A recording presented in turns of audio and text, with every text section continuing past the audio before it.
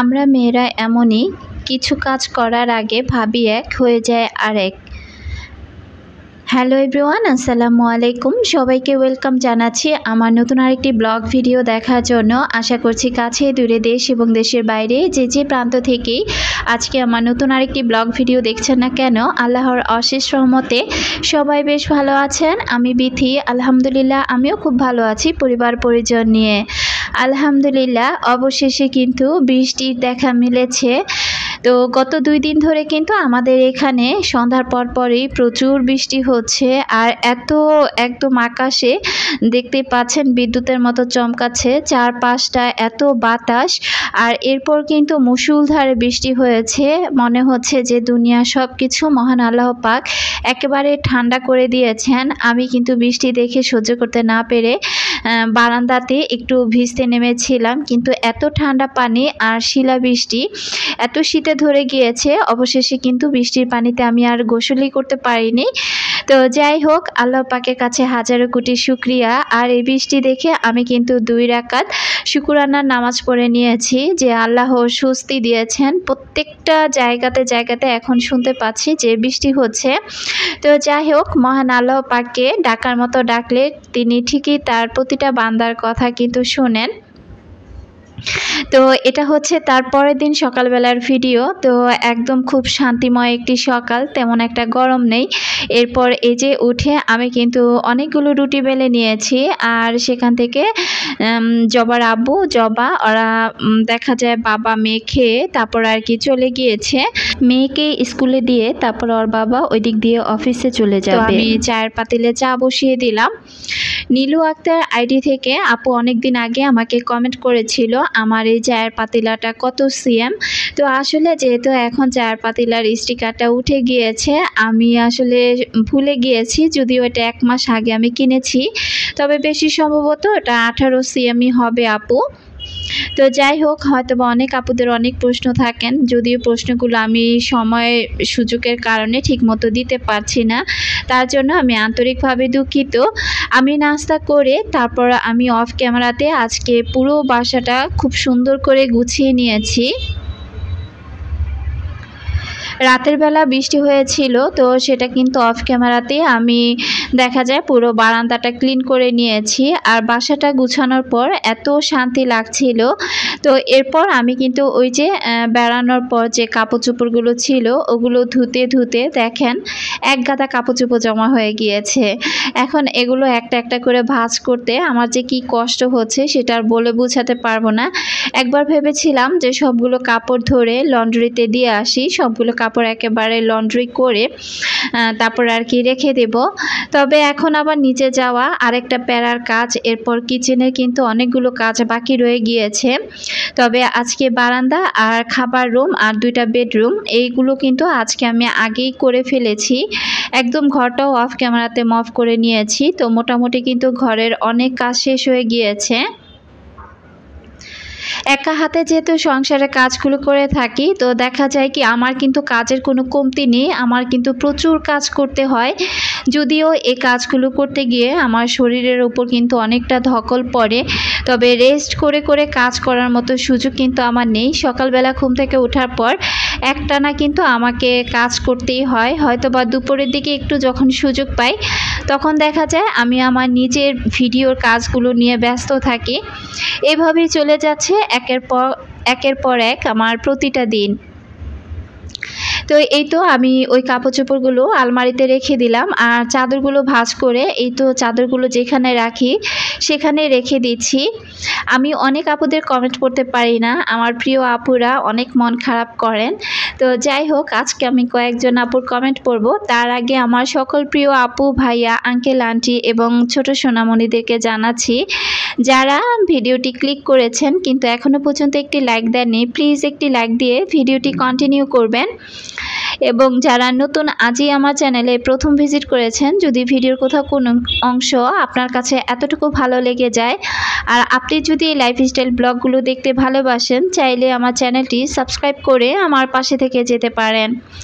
এই যে কাপগুলো দেখতে পাচ্ছেন, অনেক দিন ধরে চা বানাচ্ছি, বানাতে বানাতে কাপের নিচে কেমন যেন একটা আর কি রাউন্ড শেপ করে কেমন একটা কালো দাগ পড়ে গিয়েছে, যেহেতু অল টাইম আমার দুধ চা খাওয়া পড়ে। তো এখন আমি এটাতে ভিনেগার আর একটু খাবার সোডা দিয়ে আর কি রেখে দিব। এরপর দেখা যায় যে আমি পরে এটা আর কি একটা তারের মাজনি দিয়ে ক্লিন করে ফেলবো। অনেককে দেখি এভাবে কাপ পরিষ্কার করতে, তবে মনে হলো যে দেখি আমিও ওইভাবে করে দেখি যদি একটু সহজ হয়। তো যাই হোক, ওগুলো ওইভাবে রেখে দিই। আর চিন্তা করছিলাম যে এই যে কিচেনের কাউন্টার টপের অংশটা, এটা আমি একটু আলগা আর কি করে পরিষ্কার করে নিই, ওইভাবে সব কিছু সরাবো না। তবে দেখেন, মেয়ে মানুষের কাজ বলে কথা, আমি একটুখানি জায়গা পরিষ্কার করতে গিয়ে একটা একটা করে সরাতে গিয়ে তো দেখতে পেলাম যে আমার স্পুন হোল্ডারে যে স্পুনগুলো রাখা আছে বা অন্যান্য নাইফ বা কি বলে ছুরি যেগুলো রাখা আছে, তো সবগুলো জিনিসের উপরে একটু আলগা ধুলা পড়েছে। তো এটা দেখার পর আসলে আমার কিন্তু মাথাটা নষ্ট হয়ে গিয়েছে। আসলে আমি সত্যি কথা বলতে, আমি এমন একটা মানুষ, আমি যখন যেখানে যে জিনিসটাতে দেখবো একটু ধুলো পড়েছে, তো ওটা দেখলে আমার আর সহ্য হবে না, ওটা কতক্ষণ নাগাদ পরিষ্কার করব ওই অপেক্ষাতেই থাকি। তো এই যে এটা ছিল একদম উপরে কাউন্টার টপটা, এখানে আমার সব কিছু আর কি তেলের বোতল, তারপরে এখানে চা পাতা, চিনি এগুলোই রাখা আছে। আর কিছু এই যে বড় বড় কন্টেনারে আর কি আমি মুড়ি রাখি অথবা শুকনো মরিচ, এগুলো রাখা আছে। তো সামনের জায়গাটা পরিষ্কার করতে গিয়ে দেখলাম যে সামনের জায়গাটা পরিষ্কার করে লাভ কি, ভিতরের জায়গাতে তো অনেক ধুলোবালি পড়ে আছে। তাই একটা একটা করে নামাতে নামাতে আমি সবগুলো কিন্তু নামিয়ে ফেলেছি। আর এখন একটা ভেজা কাপড় দিয়ে, তবে কাপড়টার মধ্যে আমি আগে একটু গুঁড়ো সাবান দিয়ে তারপরে আর কি রুমালটা ভালো করে ভিজিয়ে তারপরে আগেই সুন্দর করে আমি এক একটা করে এই যে কন্টেনারগুলো এক এক করে পরিষ্কার করে নিচ্ছি। আলগা যে ধুলাটা আছে সেটা আর কি চলে যাবে। তো রান্নার আগেই কিন্তু আমি এই যে কিচেন কাউন্টার টপের প্রত্যেকটা জিনিস এক এক করে পরিষ্কার করে নিচ্ছি। পুরো রান্নাঘরটাতে যদি হাত দিতে যাই তাহলে কিন্তু আমার সারাটা দিন লেগে যাবে। তো শরীরে এখন আর এত ধকল নিতে পারছি না, তাই আর কি অল্প অল্প করে এক এক দিন এক একটা কাজ করছি। আর এই যে উপরের অংশটা কিন্তু গুছিয়ে নিয়েছি। এখানে গরম পানি দিয়েছিলাম, এখানে এখন আমি ভিনেগার আর খাবার সোডা দিয়ে আমার যে আর কি চামচ বা কেচি বা যা যা আছে, সিজার, এগুলো যা যা আছে এগুলো আমি সব বলে গরম পানির মধ্যে আর কি এখন চুবিয়ে রাখবো। আর যেটার মধ্যে আমি কাপ রেখেছি বা স্পুন হোল্ডার, স্পুনগুলো যেটাতে রেখেছি ওটা আমি ভালো করে এই পানিটা দিয়ে কিন্তু ক্লিন করে ফেলবো। এতে করে কিন্তু খুব সুন্দর করে প্রতিটা জিনিস খুব সুন্দর ক্লিন হয়ে যাবে। আর দেখা যাবে কি তেল কাস্টে ভাবটাও আর থাকবে না। তো যাই হোক, নুরু আক্তার আইডি থেকে আপু লিখেছিলেন, আপু আপনার কথাগুলো অনেক সুন্দর, কাজও মাশাল্লাহ, ভালো মনের মানুষ আপনি। অসংখ্য ধন্যবাদ আপু, আপনি আমার ভিডিওগুলো দেখে এত সুন্দর একটি কমেন্ট করেছেন। আসলে ভালো মনের কতটুকু তা জানি না, তবে আপনার কমেন্টটা পড়ার পর সত্যি আমার খুব ভালো লেগেছে। হাসি আক্তার আইডি থেকে আপু লিখেছেন, আপু আমি তোমার সব ভিডিও দেখি, তোমার ভিডিওর কাজ রান্না সব আমার অনেক ভালো লাগে, ভিডিওতে আমার নাম নিলে না একদিনও। তো আসলে আপু আমি কিন্তু কম বেশি সব আপুদের কমেন্ট পড়ার চেষ্টা করি। আমি কিন্তু গত ভিডিওতে বলেছিলাম যে আমি আমার ভাইয়ের বিয়ে অথবা আমার মায়ের সংসারের একটু কাজকর্ম নিয়ে আমি একটু ব্যস্ত হয়ে পড়েছি। তো যার কারণে কিন্তু দেখা যায় যে আমি অনেক আপুদের কমেন্টগুলো ওইভাবে পড়তে পারিনি। আসলে সময় সুযোগের কারণে আমি কমেন্টগুলো আলাদা করে রাখতেও পারিনি। তো যাই হোক, এখন থেকে কিন্তু আমি অবশ্যই চেষ্টা করব যে আমার প্রিয় প্রিয় আপুদের কমেন্টগুলো পড়ে নেওয়ার জন্য। আমি জানি যে আমি কমেন্টগুলো পড়লে আমার আপুরা অনেক বেশি খুশি হন। আর আপনারা খুশি হবেন কি, আসলে আপনাদের এত সুন্দর সুন্দর কমেন্টগুলো পড়ে কিন্তু আমারই অনেক ভালো লাগে। তো যাই হোক, সব সময় পাশে থাকবেন, এভাবে ভালোবাসা দিয়ে যাবেন। আর আমার জন্য সবাই দোয়া করবেন, আপনাদের ভালোবাসা নিয়ে যেন আমি অনেক দূর এগিয়ে যেতে পারি।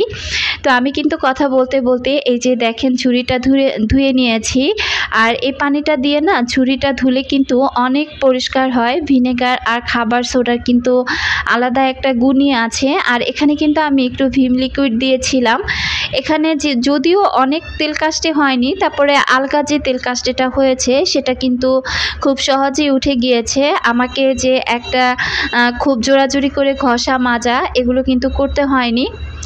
আসলে সংসার যেহেতু নিজের, এখানে এই কাজগুলো যদি আমার ভালো নাও লাগে তারপরও কিন্তু এগুলো জমিয়ে রাখার কোনো অপশন নেই, কারণ কাজগুলো আজ হোক কাল হোক বা পরশু হোক আমাকেই কিন্তু করতে হবে। আর প্রত্যেকটা জিনিস যেহেতু আমার নিজের হাতে গড়া, আর প্রতিটা জিনিস যেহেতু আমার খুব আর কি শখের জিনিস, পছন্দের জিনিস, এগুলো কিন্তু চাইলেও আমি নষ্ট করে ফেলতে পারি না। আর একটা কথা আছে না যে যতনে রতন মিলে, আমি আমার প্রতিটা জিনিস কিন্তু চেষ্টা করি সব সময় অনেক যত্নে রাখা। যার যত্ন করে একটা জিনিস রাখলেও দেখবেন যে একটা ভাঙা জিনিসও যদি আপনি যত্ন করে রাখেন, দেখবেন যে সেটা মৃত্যুর আগ পর্যন্ত আপনার কাছে সেটা খুব সুন্দর রয়ে গিয়েছে। তো আমার মুড়ি যেহেতু ফুরিয়ে গিয়েছে, কন্টেনারে যতটুকু মুড়ি ছিল সেটা চেলে আমি আলাদা একটা বাটিতে তুলে রেখেছি। আর কন্টেনারটা ধুয়ে রাখলাম, যেহেতু মাস শেষ, আস্তে আস্তে কিন্তু সংসারের অনেক কিছুই ফুরিয়ে গিয়েছে। তো এগুলো আর কি যখন আনবো তখন দেখা যায় যে এই কন্টেনারগুলো ধোয়াধুয়ি ঝামেলা থাকবে না। তো আমি কিন্তু ওই পাশ থেকে সব কিছু ধুয়ে এগুলো আমি ডাইনিং টেবিলে নিয়ে ফ্যানটা আর কি ছেড়ে রেখেছিলাম। আর এই যে কাপগুলো ধুয়ে নিয়েছি, তো আমি তারের মাজুনি দিয়ে অনেকটা ঘষাঘষি করে কিন্তু সেই দাগগুলো তুলেছি। তবে কিছু কিছু দাগ কিন্তু রয়ে গিয়েছে। তো আমার মনে হয় কি যে ওই পদ্ধতি ব্যবহার না করে প্রতিদিন যদি একটু তারের মাজুনি দিয়ে চায়ের কাপের নিচের অংশটা একটু জুড়ে ঘষে নেওয়া যায়, তাতে করে মনে হয় কি যে কাপগুলো খুব সুন্দর পরিষ্কারই থাকবে, ওই রকম দাগ আর হবে না। তবে সব সময় যদিও ওই কাজটা করার সুযোগ পাই না। তো যাই হোক, দাগটাও অনেক পড়ে যাওয়াতে আমার দাগগুলো তুলতে অনেকটা কষ্ট হয়ে গিয়েছে।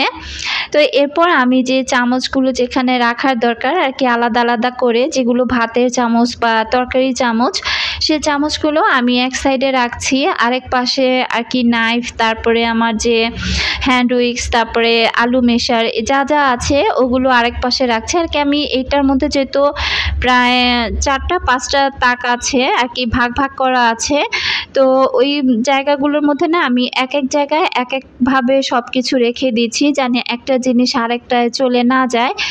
আর আমার নেয়ার সুবিধার্থে কিন্তু আমি এভাবে রাখলাম। আমি জানি এভাবে থাকবে না, কারণ সংসারে যেহেতু আমার 2টা কন্যা আছে, তো মাঝে মাঝে ওদেরকে যখন বলবো একটু চা বা একটু শরবত বানাও, তখন দেখা যাবে কি তারাই এসে আমার মতো কিন্তু এভাবে গুছিয়ে রাখবে না, এক জায়গা থেকে নেবে আরেক জায়গায় রেখে দেবে। আমি কিন্তু অফ ক্যামেরাতে এগুলো গুছানোর আগে কাটাকাটির কাজগুলো মোটামুটি অনেকটা সেরে নিয়েছি। আর এই যে সব কিছু গুছিয়ে আমি এখন আমার কাউন্টার টপটা আর কি খুব সুন্দর করে গুছিয়ে নিলাম। আর এখন কিন্তু মোটামুটি আমার কাছে অনেক ভালো লাগছে। মোটামুটি এত ভালো লাগছিল নিজের কাছে যে জায়গাটা পরিষ্কার হবার পর বারবার ওই জায়গাটাতে চোখ বুলাচ্ছিলাম। তো যাই হোক, ঢেঁড়স ভাজি করব, তো রান্না তো করতে হবে। কিচেনের কাজ করতে করতে কিন্তু অনেকটা বেলা হয়ে গিয়েছে। আর আজকে দেখলাম যে মোটামুটি ভালোই গ্যাস আছে।